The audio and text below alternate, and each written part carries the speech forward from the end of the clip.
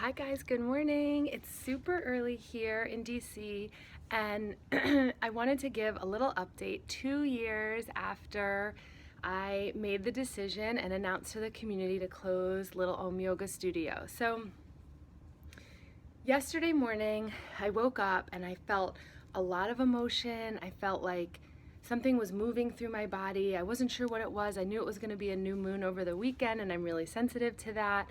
And I just kind of went with it. I had a really packed day of wonderful teaching and learning and studying and community. So I was really looking forward to the day.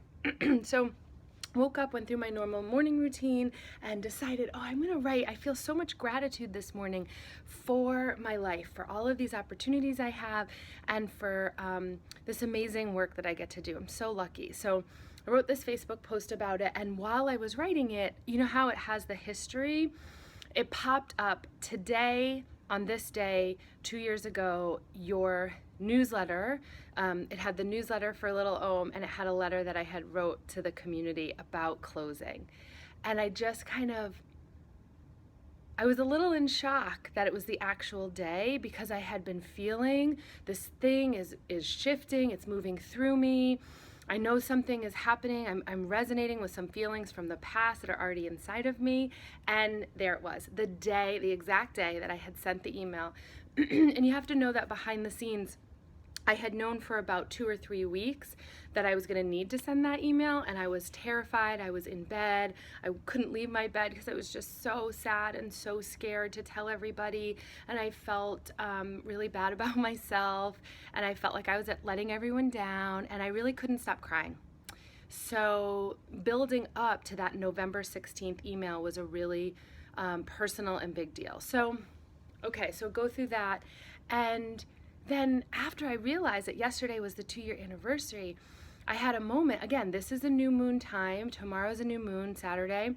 And new moons are about reflection. They're about pausing. They're about setting intentions moving forward. It's about going into the darker places, right? It's a dark sky, so it's inviting us to stay home more, sleep more, rest more, and to really connect to ourselves. And this particular new moon is about authenticity and path and trust in life. And so this morning I woke up. Now today's Friday. It's about 5 a.m. here, a little bit before 5, I think. And I sat down and I thought, okay, what did I learn? And out of nowhere, just flowed right out, was number one, the truth is I was way more burnt out, overworked, and underpaid than I knew. I had been doing it for so long, and by the time we closed, I had been 8 years in, and I was so in over my head with the kind of business, the flow of business, the employees, and the mission just driven from passion and from heart, that I was overworked and underpaid and really burnt out. And I was really starting to get resentful and upset about the state of the yoga world and yoga teachers and yoga studios, and I was really confused about our role in that because of the current dynamics. That's a whole other video. Number two, this is the biggest thing that I think I learned that is translated throughout the rest of all these different areas of my life, and that I teach so much, is that I loved Little Om. I loved the studio. I loved going there. I loved all of you guys. I loved that my family was growing up there. I mean, when I was a little girl, I didn't have that kind of home to go to so regularly the way that my kids did. I love seeing them there. I love seeing all of your kids and your families. I loved it, period. And now I know that also, because of that lesson number one, that it was so much, and that when I made the decision to close, this heartbreaking, so I researched the definition of heartbreak when I was closing Little Om, and it said, it means that there was pure love. You can only have heartbreak if there's pure love. And so that made, when I heard that, I just fell apart, because I thought, yes, my heart is broken because my love for this studio is so pure. So pure love, heartbreak, and making the tough decision that was right. It was the right decision. The entire yoga industry is turning on itself. I got out before it really collapsed. The collapse is starting, it's already happening. And the bottom line is, it was the right decision in all levels. And it was heartbreaking. So, closing the studio taught me how to hold grief, like deep grief, and relief.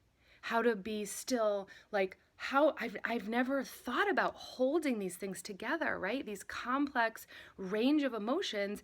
I thought we had to just, you can only be happy or you can only be sad. And people would say to me on the street, are you going to be okay? It was kind of fed by this whole idea that we only hold one thing. We're either happy about it or we're sad about it. And it's not like that.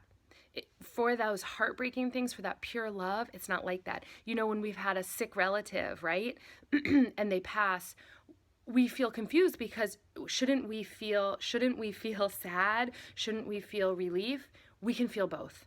And going through this process of letting go of something that I love so much because it was the right thing, and feeling sad about it, feeling grief, feeling loss, and feeling it, meaning sitting and meditating and feeling the waves of sadness and feeling the waves of identity drop and feeling the waves of what am I going to do? What's next, right? All this control. That actually leads me to number 3, the lesson that I learned, which is that we're not always in control. We think we are. I love to plan. You guys know that. I love planning.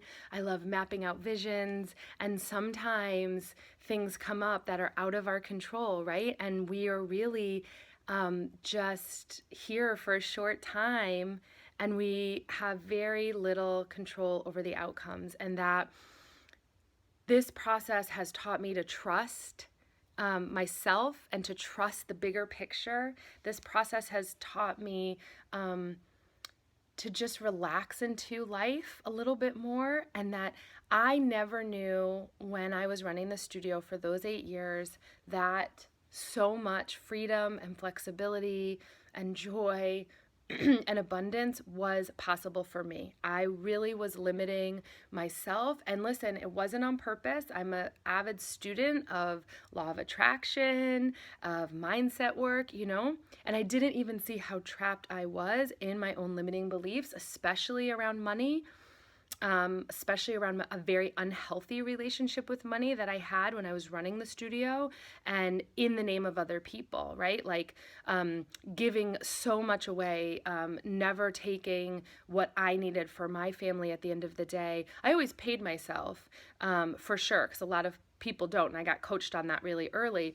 But in terms of going into so much debt around the studio in the name of service. And so that's something that I really learned about myself. What motivates me? How can I take some of these lessons learned and move them into my the next version of Little Om, which has been alive now for 2 years. And just all of this inner work that I really needed to do around trust, around limiting beliefs, and around this control and the plan. And, when we go through something really hard, the story's not over. We don't know what's on the other side. And in my experience, it's always been more interesting, more expansive. I'm always growing and learning and just reaching new, outcomes and goals, and mostly about feelings. It's not really about attainable things. Like I haven't really attained any new goals or outcomes over the past few years. It's more been about the experience has been so different because I'm kind of watching it as the observer rather than being super reactive from the inside. And when I left my first career of in education, right? I was a principal, I was a teacher, and then a principal at age 28, and then left my education career when I still haven't even paid off my graduate school loans. I'm working on that. When I left that the first time, I had no idea that I'd have this whole big, beautiful career and life in service and in yoga, right? And so doing that the first time was just like, whoa. I could never have imagined when I was sitting in those classrooms or working with those kids or that this would have been my life, right? That little Om would have been sort of chapter 2. It's like chapter 1, chapter 2, and now I'm in chapter 3. And you know what about me is there's going to be a lot of chapters because that's just who I am. And this work, the stuff that I study, and the stuff that I implement and integrate into my life continues to invite me to expand. And that's why there's going to be lots of chapters. It's part of being human.